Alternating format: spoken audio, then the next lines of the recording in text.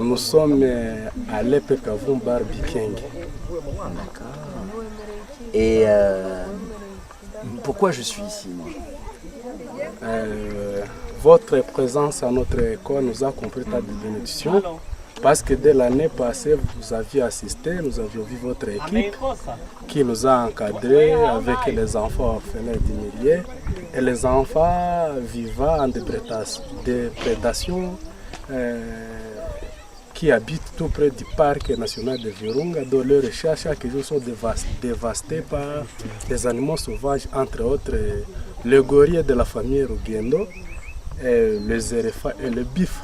Nous sommes le voisin du parc national de Virunga, axe Penville Bikeng.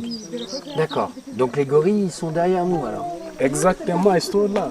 Plusieurs familles là-bas, mais la famille la plus visée qui dévaste les chats, c'est la famille Rugendo.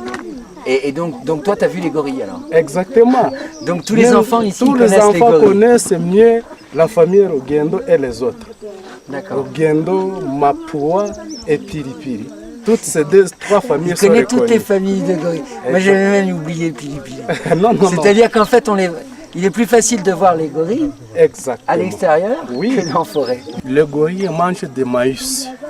Et il y a des gorilles, cette famille Rugendo, qui commencent à manger les sorgho, même les haricots. Et quand ils trouvent encore le chat de bleu, la famille donc dévaste tout. Rugendo ne laisse aucune chose. Il y a les gorilles qui détruisent, il y a aussi d'autres animaux qui détruisent. Oui, les éléphants et les bifs. D'accord. Mais ceux qui font vraiment du dégât, c'est quoi? C'est les gorilles et les éléphants? C'est les gorilles et les éléphants. Parce qu'on parvient, les bifs, on parvient à les poursuivre et ça s'éloigne. Mais les gorilles, ils n'ont pas la compétence de les chasser parce qu'ils sont poursuivis par les gardes.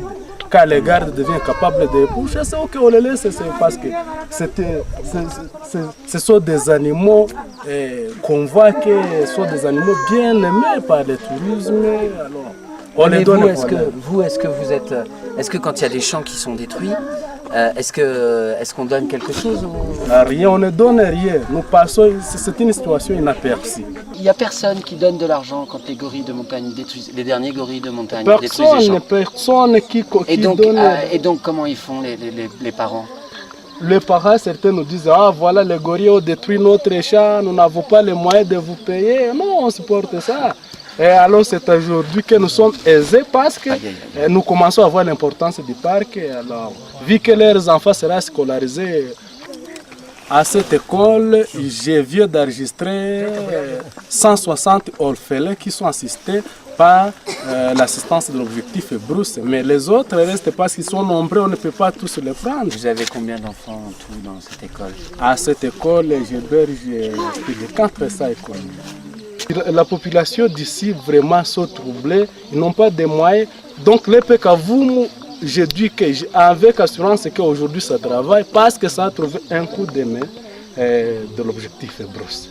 Ni c'était ça, nous ne pouvions pas avoir moyen de continuer parce que quand on demande même $1 par mois à un parent d'ici dépourvu, il n'est pas capable de donner ça. Déjà s'il y a les gorilles qui ont détruit ces champs. L'USN nous est arrivé un beau jour, nous a dit qu'il va nous construire une belle école pour que la population soit consolée de la situation de dévastation de l'air chats par les gorilles et autres. Mais nous avions attendu 2 ans s'achèvent sans pourtant voir leur présence en œuvre. D'accord. Par notre bras, ils vous aident. Ah oui, voilà. Exactement. Par votre bras, nous reconnaissons que l'USN commence à s'approcher de nous. Voilà. Oui. Et l'autre ONG qui a intervenu dans ce milieu, c'est Ruski, qui nous a construit 3 classes en bâche. L'école a été la suisse des militaires, mais armés. Longtemps, vous voyez que nous vivons dans ça, je crois que vous voyez ça, c'était la cuisine d'un armement qui s'était installé ici. Longtemps, c'était une brigade des insurgés. Quand on est revenu, on a permis de réouvrir l'école. Oui, mais nous avons un problème des outils de formation. Les livres, nous n'avons pas de bâtiments. Vous voyez que les classes, tas de classes ont été détruites par des bombes en 2008. Vous avez perdu beaucoup d'enfants? Les enfants, beaucoup sont perdus parce que Il y a l'armée qui était ici tout près à Changue, l'armée gouvernementale qu'on appelait souvent les Barèques. Ici, il y avait les insurgés, ce n'est que l'échange de bombes. Ça détruisait des écoles, des classes, les personnes mouraient comme des mouches. Et maintenant, l'insécurité, ça continue encore ici? Pour le moment, petit à petit, de manière que les pays s'organisent petit à petit, nous voyons la lumière de la sécurité. C'est à bientôt. Bon. Parce que quand même, quand on vous voit, nous croyons que quand même il y a une amélioration du point de vue sécuritaire.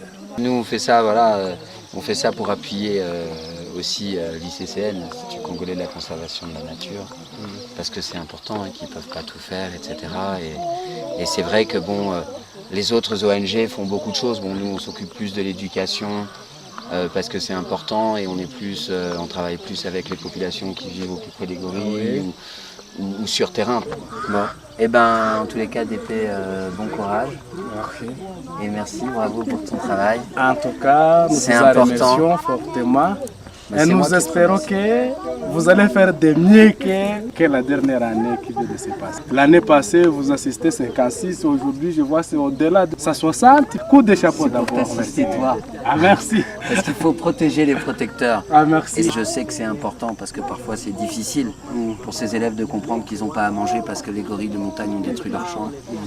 Et ça, c'est des choses importantes. Donc c'est toi en fait qui enseigne à la nouvelle génération de notre patrimoine mondial en péril. Et à travers ces enfants qu'on scolarise, on sait très bien qu'on fait vivre l'école entière. Et toi. Et donc ça, c'est pour la chose la plus importante.